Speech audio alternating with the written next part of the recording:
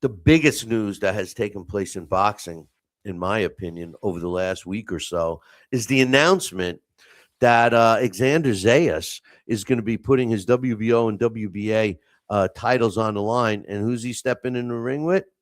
How about Boots Ennis? I love this. I love this because this is exactly what we want to see. It's taking place on June 27th. And here's the thing: I've publicly have said, and I honestly feel that Boots. I think he's an extremely talented fighter. Don't get me wrong. I think he's an extremely talented fighter. But I really don't think that I feel similar to the way they've risen, carried Moses Ituma to the top of the heavyweight division, and they've done this with Boots. I think by him fighting Zayas, if he blows out Zayas the way he's been blowing out these other opponents that, in my opinion, shouldn't even be in the ring with him, then I'm going to be impressed. And kudos to Xander Zayas for taking the fight, for doing the fight. I love this. This is the way it should be, in my opinion. You got a 35-0 with 31 knockouts fighter in Boots. And then Zayas is undefeated too, 23-0 with 13 knockouts. And you know what the best part of this is, in my opinion? Yeah, it's gonna be on the zone, so everybody will see it.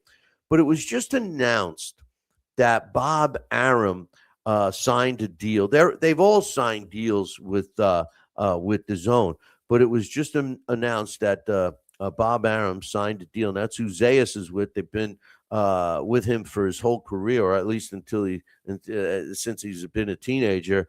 And they signed a deal with the zone. Next thing you know, Matchroom says, yeah, we'll Boots will fight him.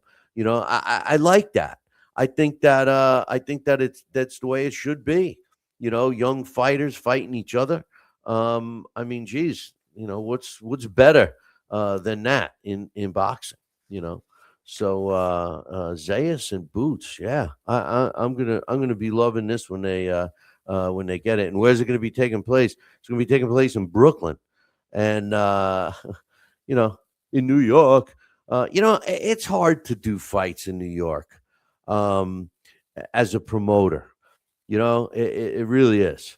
It cost them a lot of money, and several years back, the commission, not the New York State Commission, would pay for the medicals, which they require the hardest, most strict medical requirements in the sport. I mean, between them and Nevada and New Jersey, I think those are the three toughest ones.